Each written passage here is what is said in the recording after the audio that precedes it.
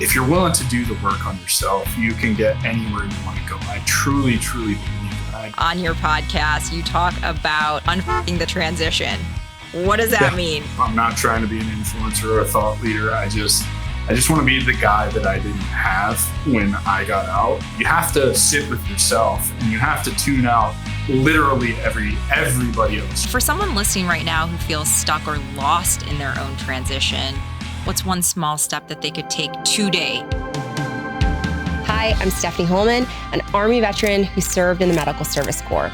These days, I work as a technical recruiter in the cleared space here at MetroStar. We know how important these conversations are to the military community, and we're honored to provide a platform for sharing insights, making connections, and building resources for transitioning service members. This is Civvies, a podcast by MetroStar. Welcome to MetroStar's Civvies Podcast, where we're making it our mission to make your transition just a little bit better by sharing the stories of others that have gone before you. Today, I'm joined by Adam Peters, an Army veteran and host of the Strategic Veteran Podcast. Adam, welcome to Civvies. Thanks for coming on, man. Thanks for having me. I'm excited to be here. Yeah, I've been following your podcast for a while. We talked about this off camera a little bit, and I'm kind of new to hosting, and I love what you're doing for the veteran community. Your episodes are fantastic. We're going to dive into all of that and talk about some of your most, memorable guests, but also why you started this podcast, right? So I want to start with the first question that I ask every guest that comes on here. Why? Why did you choose to come on Civvies? Why did you so quickly accept that invite? Because you asked, because I enjoy doing this. I think that I have a unique approach to trying to help our brothers and sisters. And I think any way that I can get in front of more eyes and ears, I'm going to take the opportunity. Absolutely. Yeah. I just have such deep respect for anyone that comes on here to share their story, right? Because there might be some personal stuff in there. And this goes on YouTube, right? And sometimes that's an interesting thing, right? To put something out there that's very personal. So thank you again for coming on. Just to start off, can you give our listeners just like a high level view of your time in the military and how long you served? For sure. Yeah. I joined the Army technically in 2002, spent a year on delay entry, went to basic training right after I graduated high school. Like weeks after I graduated high school. Mm-hmm. So active duty from June 24th of 2003 to November 2nd of 2015, right at almost 13 years. 4 deployments, 3 to Iraq, 1 to Afghanistan. You can imagine what that was like. Only 2 duty stations, totally joined the Army to travel. I got the travel bug. That's what I'm about these days, is collecting stamps and a passport, Very not collecting cool. stuff. But Unfortunately, my career, I spent my first 9 years at the 3rd ID and then my last, 4 years at the 2nd ID at Fort Lewis, and only really got to go to Iraq and Afghanistan and then kind of the stops in between. Did you come from a military family, or what was your entrance into the military? Yeah, that's an interesting question. I kind of come from a military family. So my uncle on my mom's side was drafted to Vietnam and did two Vietnam tours as an 11 Charlie. And then my grandfather, who I didn't really get to know, he died when I was really young. Okay. He was a World War II medic. So not really talked about, particularly, my uncle and there's a lot of bad blood there, because when I joined the Army, he told me I was making the biggest mistake I was ever making in my life. Oh, yeah. There's always one family member. So he and we don't speak. What really drove me, I grew up in a broken home, and then, my dad pulled some shit and divorced my then stepmom when I was in high school, junior to senior year. I say that I joined because I was mad at my parents. I know there's a deeper reason for that now. Right. Hindsight's always 20/20. But I got sold hook, line, and sinker by the recruiter. 3 hots in a cot. You get to travel the world. You're going to PCS every couple of years. I wanted out of small town Indiana. So, there was nothing. I wasn't particularly good at school. I did what I needed to do to play sports. And yes, I have a diploma. And yes, I have 2 college degrees now. But just school wasn't for me. And I just wanted out. So the Army it was. It gave you an out. Yeah. I'm always curious too with the time frame, right? I was actually stationed with my family in Würzburg, Germany in the early 2000s. So just kind of thinking about the context of that time. Did you know what you were signing up for? How could you? Yeah. No. Also, you think, 2002, when I joined in July of 2002, there wasn't a lot of coverage of Afghanistan and the invasion of Afghanistan, right? Afghanistan was largely overshadowed for a long time, even, while I was deploying to Iraq. And then kind of my senior year of high school, the Iraq stuff happened. I was a sophomore when 9/11 happened. So no, I had no idea what I was getting into. Yeah. No. Yeah. So let's roll into the Strategic Veteran podcast, right? And just tell me about where the idea came from and how in the world you started it. Yes. So the idea is not even the name. I can't even take credit for the name. So my journey is really unique. I have a very close friend who challenged me. He's very entrepreneurial minded. He challenged me to step outside of my comfort zone and start posting on LinkedIn and engaging with people every single day.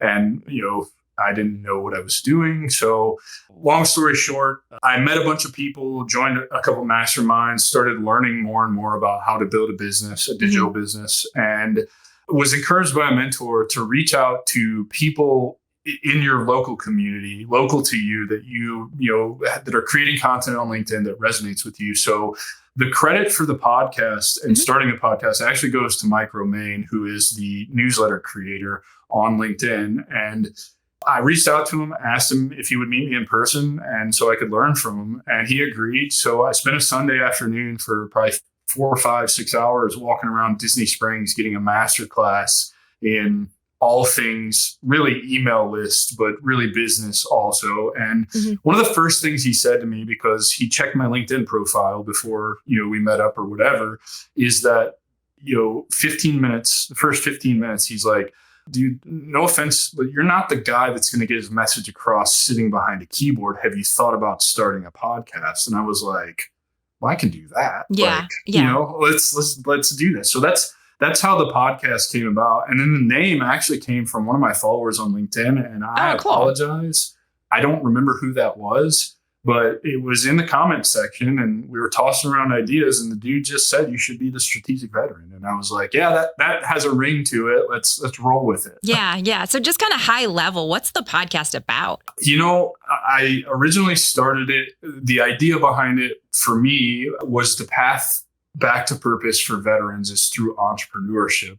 But as I started recording early episodes, the same things kept coming up. And I really realized through studying my craft that the issue is in transition. So what the podcast, I don't know, it's a lot of things. It's my way of getting off my ass and doing something to stop the suicide epidemic. Yep. I have this idea that, when I was at rock bottom, if I could have seen a show like mine where we're just having open, honest, real conversations about what we're going through, where we come from, what the transition was like for us and what we're doing on the other side of it, it would have snapped me out of it or given me hope and let me know that I wasn't alone in what I was thinking and feeling and going through all those years, being out of the Army.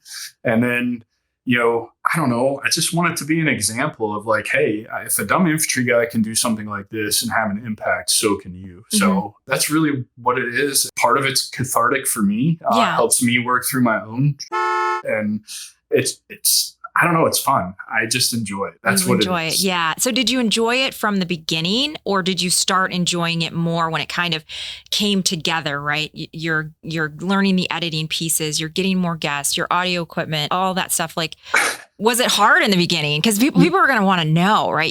It looks fantastic. I love it. It looks super smooth. I would have thought you did something audiovisual related in the military because it's that good. Well, I appreciate that. No, so I kind of have a cheat code.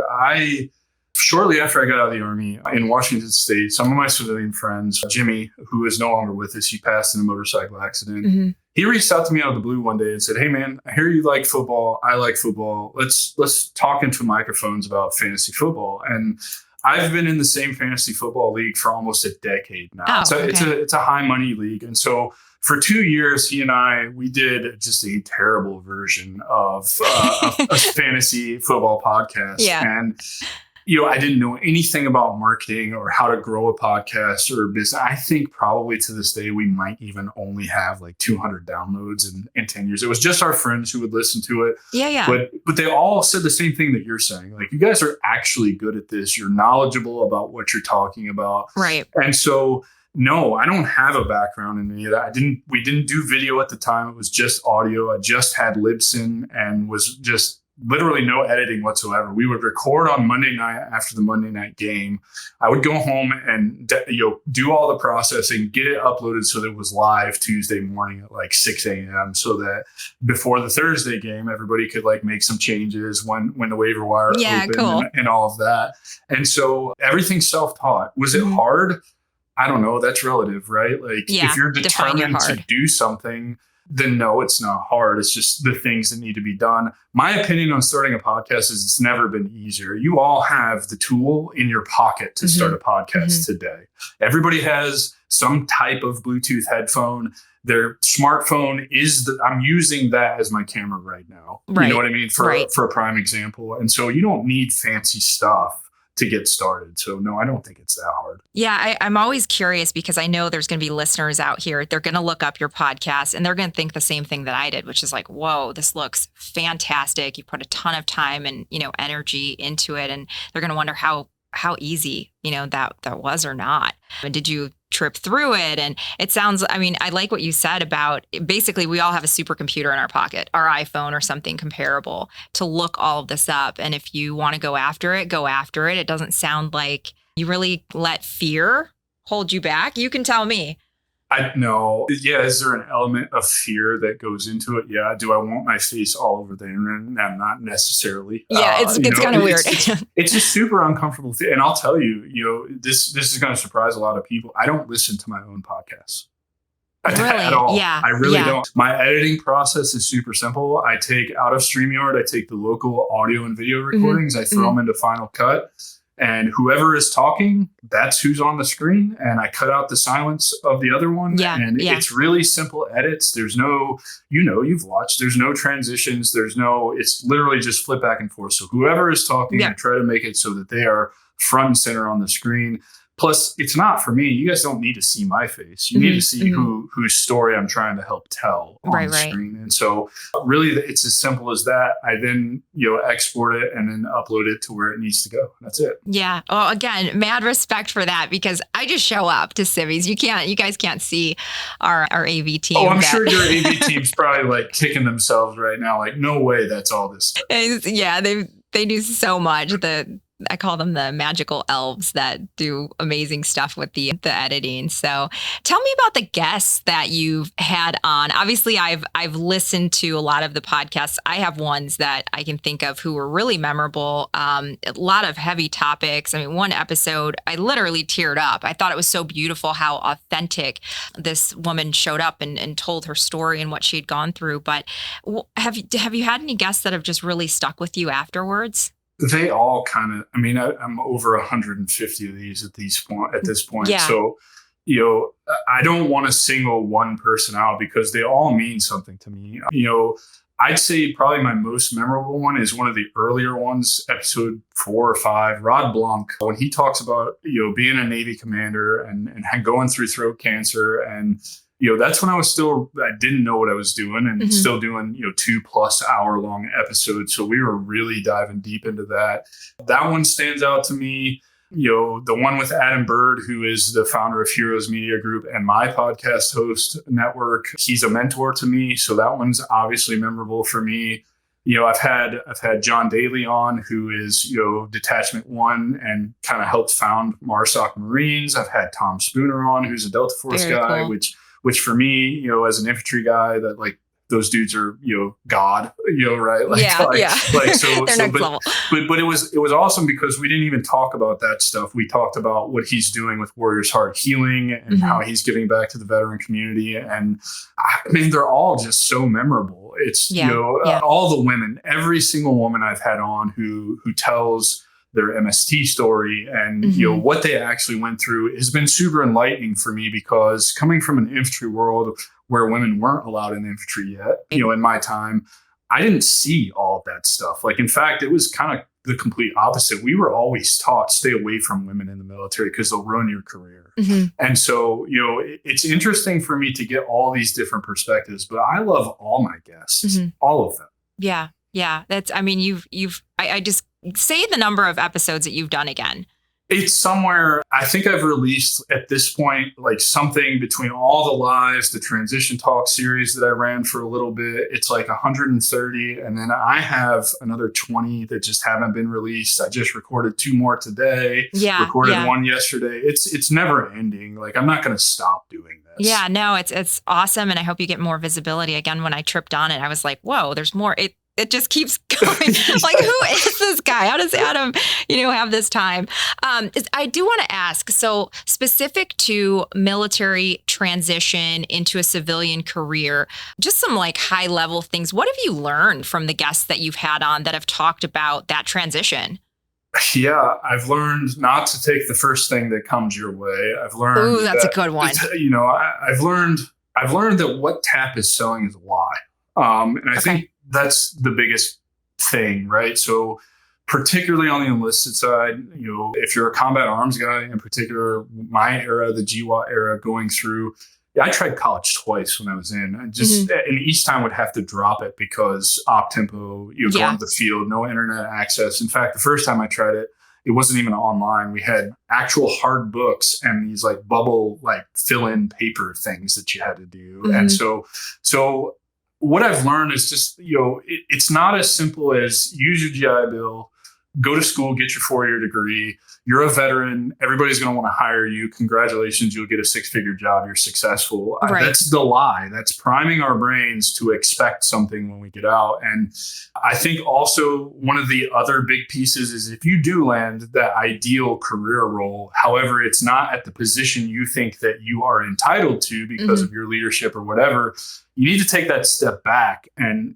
humble yourself. And you need to realize, like, you wouldn't take the CEO of Amazon and put him into an infantry company and say, hey, go, this is what you're qualified to do. Right. He's going to fall flat on his face because he doesn't understand the systems and how they operate inside of the military. Just like when you go to that corporate job, you're not going to understand how that corporation runs and those systems. What your advantage is that you're not going to stay at that lower level for very long. You're going to climb that ladder at an exponential pace compared to your civilian peers. Yep. Yeah, that definitely makes sense. So $1 million question that I like to ask, and there's so many different answers for this, but hearing these stories, going through your own transition and then hearing the stories of others that have also made the transition, how early should someone prepare? Well, there's no easy answer to this. And the reason I say that is because transition is such an individual process. And that's again what TAP gets wrong. They're pushing the blanket fix for an individual problem, which is never going to work. So at minimum, you need to follow the damn regulation, and leadership in the military needs to abide by their own regulations. Everything is about following reg. Right. And so the reg says 365 days. So if you're 366 days out and they're still asking you tomorrow to do the same things, you need to take a hard stand and throw the regulation back at them and say, it's my time to prepare to get out. So at minimum a year, I would even go as far as to say, 24 months really is what you should be doing. And it doesn't have to be this sprint, you know what I mean, over the course of the 24 months. There are things that you can do. I'm happy to get into those to start building, putting the pieces in place to build your life after service. Yeah, absolutely. I want to talk about the financial piece, and I'm going to give you some context before I ask this question. I spent some time working for a university that was on a military base, right? So I'd work with a lot of active duty airmen and soldiers.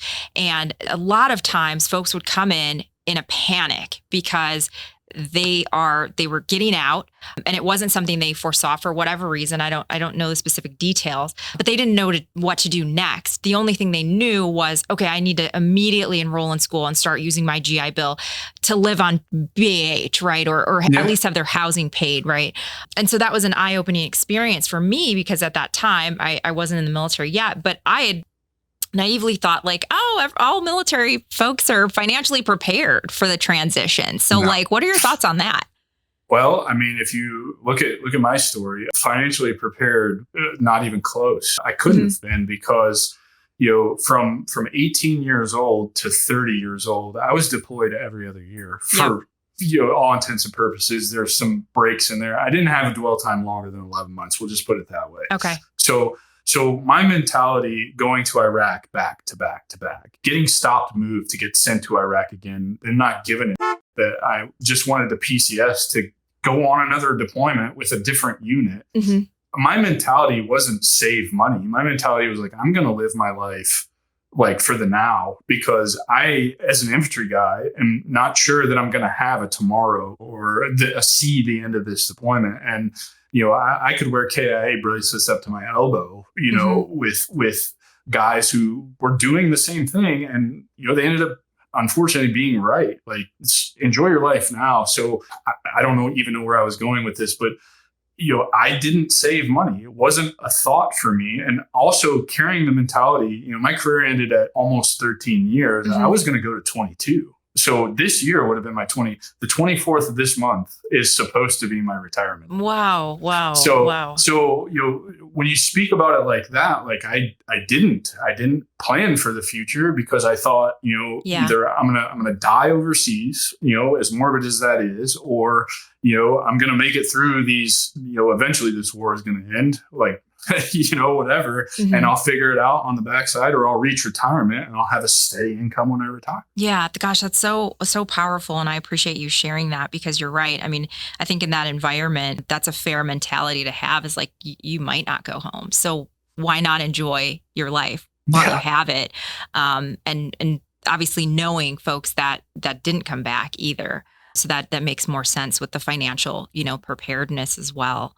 What other reoccurring themes have you noticed in the conversations that you've had with veterans surrounding transition, specifically about like the challenges or obstacles that they just keep running into over and over again? It's always three main things: identity, purpose, community/network. It's overwhelming. Every single service member that separates is going to deal with those three things in some capacity or another. And there are outliers who may not struggle with those things, but they'll struggle with the financial piece, or they'll struggle with the career piece, or they'll struggle with the direction piece, or they'll struggle, with their own, just getting in their own way about making a decision on which one to choose. You know what I mean? Right. So, but overwhelming identity and purpose are the main two, and then community/network. And what I mean by that is actually just recorded with a military spouse earlier this morning. Mm-hmm. And she pointed this out to me. Every time they PCS'd, her husband was able to walk right into that company and get the support and the camaraderie and the help that he needed. Yep. And then guess what? That's gone. You don't have that anymore. You don't know how to function in the civilian world without that. So, community/networking, TAP teaches networking. Everybody thinks networking is such a bad word. Like, I'm just going to go shake hands and hand business cards out, and I'm going to go throw those business cards in the trash can. And what they really need to be talking about is relationship building, because relationships will create so much opportunity for you. It's not even funny. Yeah, absolutely. And I relate to a lot of what you just said. I'm also an active duty military spouse. Before I was married and everything, I actually grew up in Germany on a military base. And so that was kind of my norm, but I didn't have a hometown, right? Mm-hmm. So when I graduated and started taking college classes and all this stuff, I didn't know where to go next, and had always wanted to serve. I joined the Army Reserve Medical Service Corps, but the reserves made sense for me because it was, I had one foot out on the civilian side, but then also had a community that no matter where I went in the future, I could fall into. And I knew the rules of engagement with that community, so to speak. So that really deeply resonates with me as a military spouse, because you're right. A lot of military spouses, you lose your job, you lose your friends, you lose your neighbors, your dog might die in the way. Like, it's just, it's a lot, right? And so, yeah, I'm so glad you had a military spouse on too. I appreciate you extending that invite. Look, I'm trying to, there are certain things that I think that I am, good at speaking to, and other things that it's just not my lane. There are some things behind the scenes happening that are going to come out later this year on the MST side. Mm-hmm. I'm not hosting that. That's not something that I have a place or am whatever. Sure. And then I've been asked several times to get into the spouse, kind of space. Right. how do I, as an active duty guy who, couldn't keep two marriages together while I was active duty, speak about the spouse perspective? I don't have that perspective. So Right.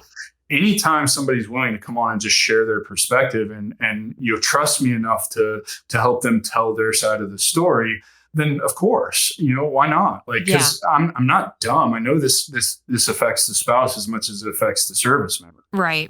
Everyone serves to some degree. I did have a go back. There was something that you said that kind of struck me with, these themes and challenges that folks run into when transitioning. You started with identity, and like the bells in my head just went off, because I think that really is the first step, right? Is kind of figuring 100%. out like how to identify now in this new world that you're not used to. Tell me a little bit more about that. What does that mean?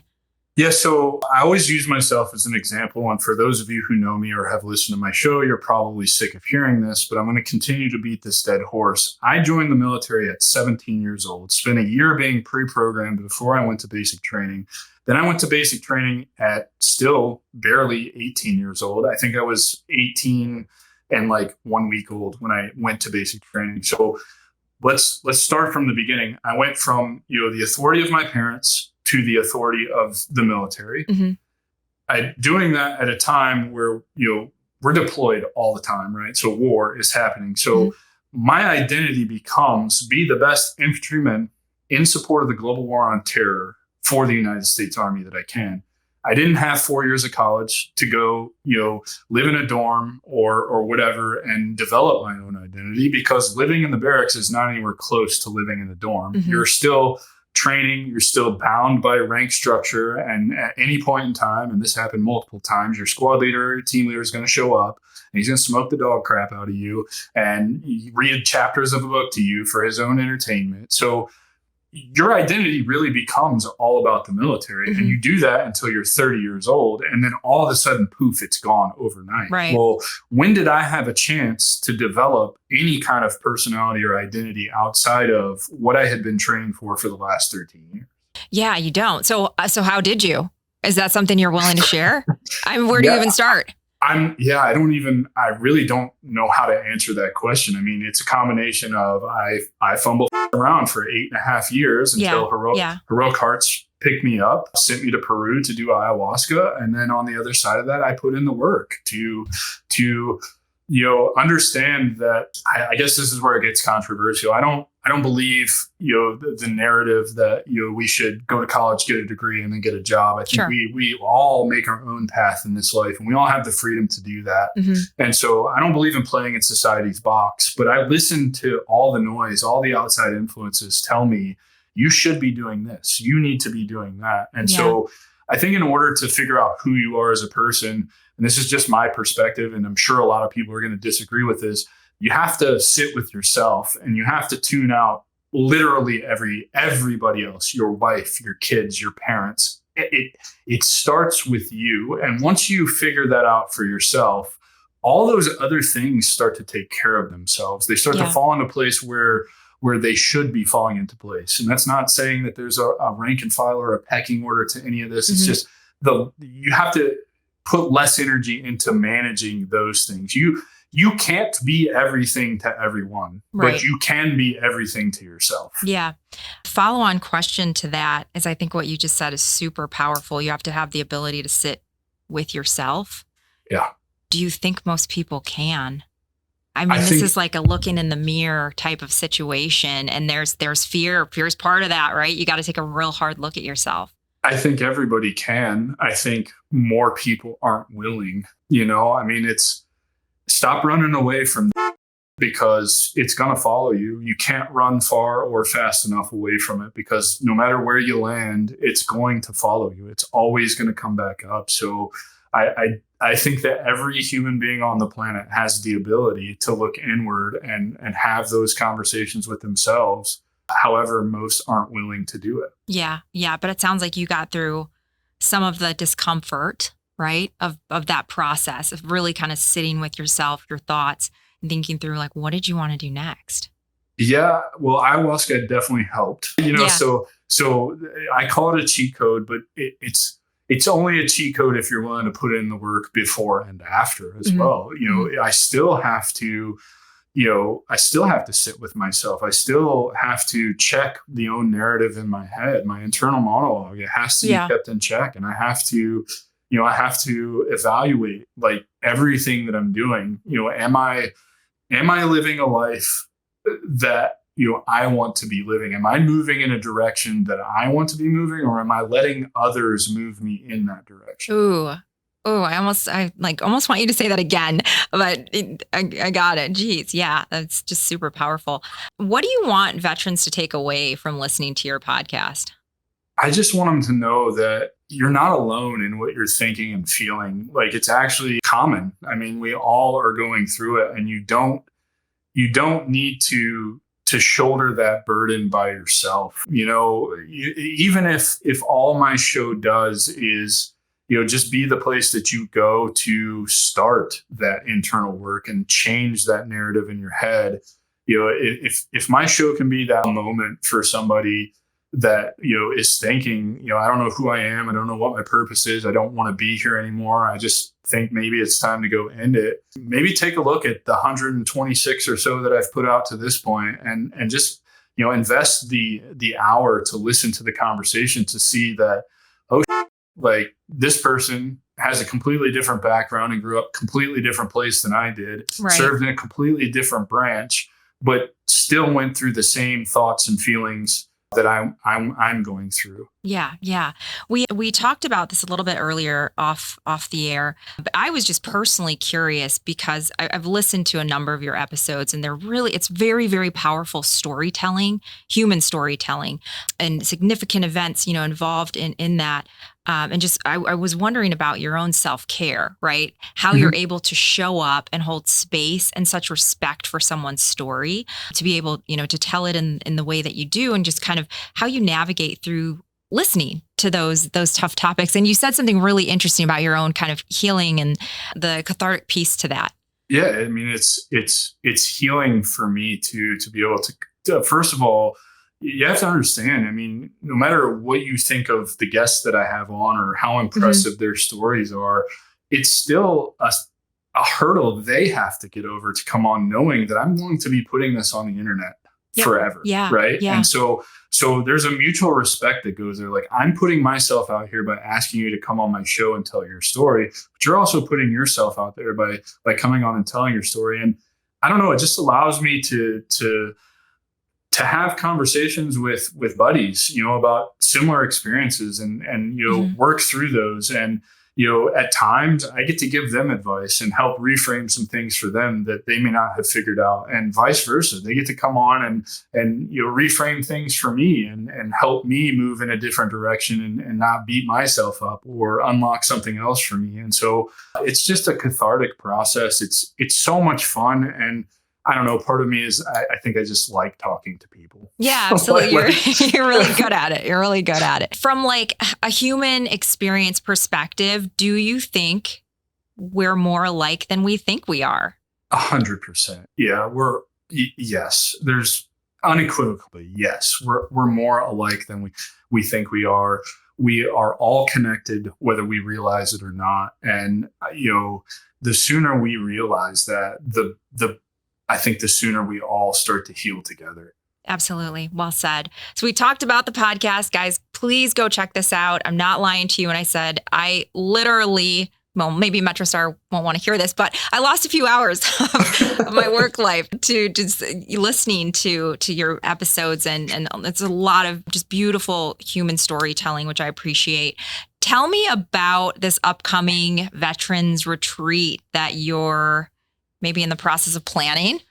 Yeah, no. So it's not a secret. You've probably listened. July 2nd through the 7th of 2023, Heroic Hearts Project, shout out to them, changed my life by picking me up to send me to an ayahuasca retreat in Tarapoto, Peru.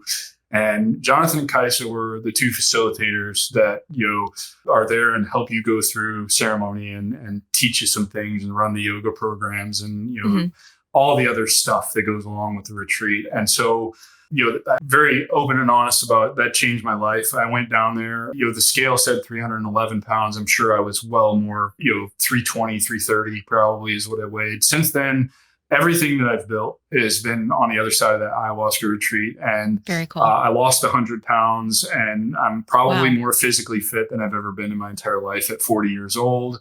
And so, I was just doing the work and working on myself and constantly trying to be better. It also set me on this path. I discovered my purpose again, and that's just to have a small piece in helping people move forward in their journey through life. And if I can accomplish that with everything that I do, then I'm literally fulfilling my purpose every day of my life. And so this January, I'll never forget it. It was Saturday morning. I live in Florida, so I have to mow the grass early. And Oh yeah. I got a signal message from Jonathan, and it was a voice note saying, "Hey, know it's been a long time, but Kais and I have been following your journey, and we would like to talk to you." And so they separated from La Medicina and started their own retreat called Amakaya, and you can find it at amakaya.org. They asked me to basically partner with them and bring veterans, first responders, and their family members to the retreat. Very because Jonathan's words to me were, "You're an antidote for how transformational this stuff can actually be." And it was a no-brainer for me. I said, "Yeah, what do you need me to do?" And got to work. And so pretty quick, we set some dates for this retreat coming up in July 13th through the 19th. I get to lead 10 incredible veterans down to Tarapoto, Peru, to the Amakaya retreat. And we get to share in an entire week of healing and transformational experiences. Yeah, and yeah. I just can't wait. I can't wait. I love seeing you just visually talk about this, because I feel like your spirit just changed a little bit. So I can tell it means a heck of a lot to you. Yeah.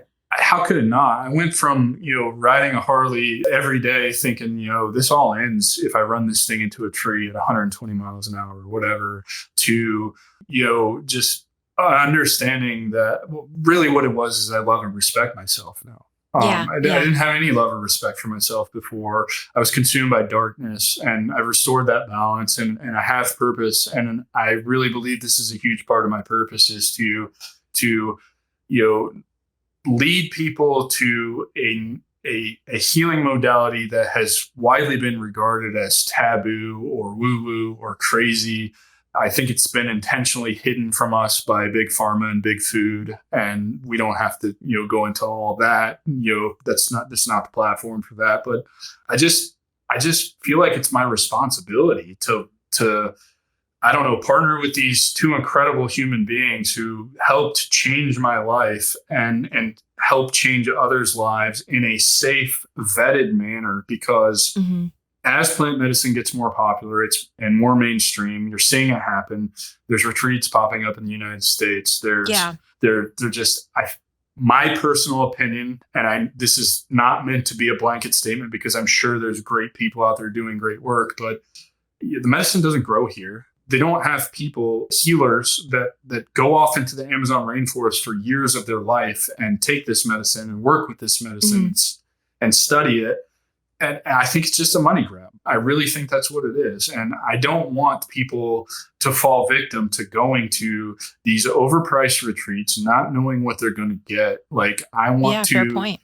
I want to lead people to a place where I know you're going to have the best chance of having the most transformational experience that you can have. Yeah. I love that. I mean, when you talk about purpose for someone that is really struggling and in a dark place where they're not sure, are they going to make it to tomorrow or next week? Like, you just are a point of hope that you can make it to the other side. It's going to take work, and it's never going to stop, right? There's not a 1 through 10 list, and then you're suddenly healed and it's all good and you're going back. But they can get where you're at. 100%. If I can do it, seriously, I'm not the smartest. I'm not a genius. I don't know. If you're willing to do the work on yourself, you can get anywhere you want to go. I truly, truly believe that. I believe you can manifest anything for yourself as long as you're willing to stay disciplined and put in the work. Mm-hmm. Yeah, absolutely. Correct me if I butcher the name here. I want to go back to the ayahuasca retreat that you went to. Amakaya. I knew it. Edit that, guys. So the Amakaya, the first retreat that you went to, did you want to go to that? Or was it more of a forced situation where someone said, okay, like, Adam, you got to do this. Just grab your show up, just come? So interesting story. I won't go through all the background. I discovered plant medicine through the Sean Ryan Show. Everybody knows the Sean Ryan Show. Yeah. The biggest veteran creator out there right now. What changed, what led me to pursue it is a mentor of mine in the Army broke his neck on our Afghanistan deployment, got addicted to the opiates, ultimately got addicted to heroin, and went down that road. Sure. Went to get help, got put on the pill concoction, turned into a shell of the man that I once knew, a zombie, if you will. And oh, by the way, I found him hanging from his balcony 25 minutes after he called me to come over and drink some beers or whatever. Oof. And so I had to sit with him in the hospital. I drove him down to Portland to rehab, where he then proceeded 2 days later to check himself out. Didn't hear from him for a couple of years. He came back to me a couple of years later, called me on the phone, crying, and apologized to me and owned his shit. And so I knew pills were not an option for me. I just was not interested in going down that road. But I was also grasping at straws because I was at the end of my rope. I wanted to check out. I didn't want to be here. Yeah. Whether I actually had the balls to do that or not, we'll never know. And thank God we'll never know. Mm-hmm. So when I saw, I had been listening to the Sean Ryan Show. I'd heard people talking about it. I started to get curious, but didn't really do any research. And I'm really glad I didn't. When he swapped places with his wife and had his wife interview him on his own show to talk about all the benefits and the changes that she had noticed from her perspective, not just him saying it, I immediately got online and started looking for programs that would sponsor veterans to go do this. And I really got discouraged because most of the programs cater to the special operations world. They don't cater to conventional forces. So it was no after no after no. Oh, and I don't remember filling out the application for Heroic Hearts myself. I know that they will allow people to fill it out for them as a recommendation. Sure.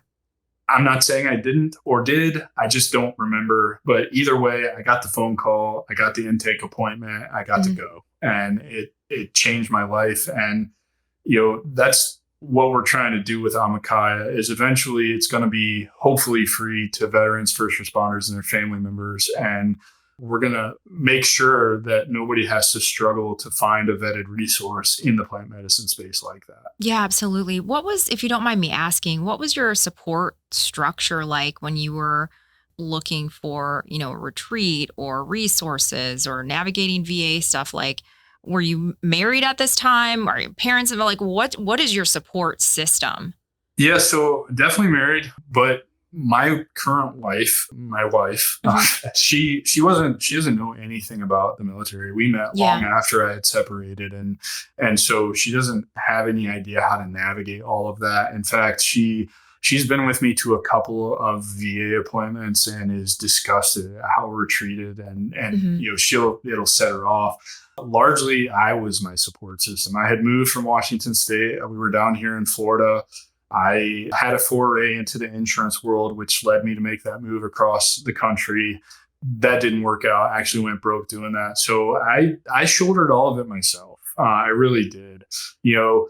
My mom, I guess, is supportive of it. My dad doesn't really understand it, but they're that generation, right? It's the taboo stuff. I'm a hippie now or whatever. And so I kind of just kept it to myself. My wife was very supportive when I got picked up and I told her I was going to do this. I'd be lying if I said she even admitted she was a little jealous and I'm going to go to Peru and do this. But she's always been on that holistic side, and believes in plant medicine and all of that. So once I did get picked up and it became a reality, she was ultra supportive. Yeah.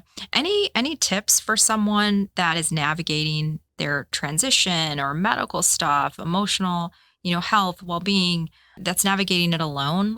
What do you say to somebody that is having to make the phone calls? They're Googling everything. They're running into dead ends and they don't have a spouse. They don't have supportive parents. What do you do? Ask for help. Yep. Ask for help. I'm here. There's several other veteran creators, at least over on LinkedIn and the circles that I run in. I've built a network of almost 12,000 people over there. Really impressive. Reach out to me. I will do what I can to find you a resource, to find someone to help you.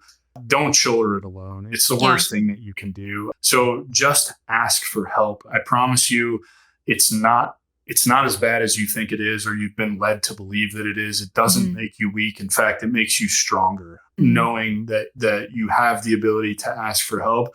And I promise you, as soon as those words come out of your mouth to that person that you reach out to, you will feel 1,000 times lighter. Physically, like I'm imagining your shoulders dropping and just like, yes, you can sigh. You can breathe. Yeah. Hey, reach out to me, Adam. I need your help. If those are the only 4 words that come out of your mouth, I promise you that is the beginning of just relief. I was just going to ask for those that are listening, like, what do you even say? And you're like, you don't have to say much. 4 words. I need help. I need help. That's it. All right. That in my brain, what do I need to do for this person? How can I help you? Those are going to be the questions that come out of my mind. What are you struggling with? Tell me about it. I promise you I'll listen. And let me tell you, when you ask for help, what I've discovered talking to hundreds of veterans at this point that just reach out to me randomly on LinkedIn, the help that they need is just someone to listen. Yeah. Yeah. If you want to come dump it all on me, bring it on. Let's do this. Yeah. I will listen. I won't give you any advice unsolicited unless you ask me for it. I will just listen to what you're going through. And I find that is actually one of the most helpful things that you can do. Yeah. I have to emphasize this next point because I think there's a lot of fear with reaching out. Like, number one, people don't know what to say, right? And here you are, Adam, you're like, 4 words, I need help. That's it. Yeah, it's cool. You don't need to write more than that. Yeah. But then the other piece is like, I think sometimes we create these narratives in our head of like, how is it going to play out? Is Adam going to judge me? Have you ever judged anybody that reached out to you? Why would I judge you? I've walked a mile in their shoes. Love it. Love it. I knew you were going to say something like that, but I just want to, emphasize it. What is that going to accomplish? Yeah. How I can't judge anybody because we all walk very different paths in this life. Your journey is your journey, and all I can do is meet you where you're at. What I will judge you for is when you come to me for advice and I give you advice and you don't execute on the advice. Yeah. I can lead the horse to water, but I can't make it drink. And that is the most frustrating thing to me in the world is you took the first step to reach out for help. I give you the help that you want, and then you shit all over that help. It's like, well, I understand. I got to meet you where you're at. That's where you're at and you're part of the journey. But is it going to make me feel good about coming back and helping you again? Yeah, you can't. Generally in life, I would say, like, we can't do the work for someone else. Right. They have to show up. And that kind of transitions to the next thing I want to ask you about with veterans, like rediscovering their purpose. How do you rediscover what does that look like, right? With rediscovering your purpose. And I don't know if you have something to share about what that looks like for you now, post-military, and how that definition's kind of changed for you. I would say, man, there's a ton of ways you can go about this, but for me, it's several things. So I think there's a lot of factors that go into it. You need to define your core beliefs, values, and passions. Once you do that, then define what success looks like to you. Then I think it'll be really easy to find purpose. And how can you define all of those things? Well, we live in 2025. We are a consumptive society. Take inventory of where are you spending your free time? And don't tell me you don't have free time, because you have free time. I know you have free time. Are you at the bar? What are you consuming on YouTube, Facebook, Instagram, LinkedIn, TikTok, whatever? What keeps coming up? Write this down. Take inventory of that.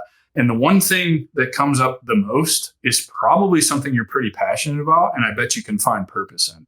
Absolutely. Yeah. And the rest of the stuff is just noise, right? Just with noise. The social just media you trying to escape. You're ignoring. You're ignoring your true calling. Yeah. Almost last question here. We got to talk about it. Our AV team is probably going to use a duck noise here, but I love that you have this all over your page on your podcast. You talk about unfucking the transition.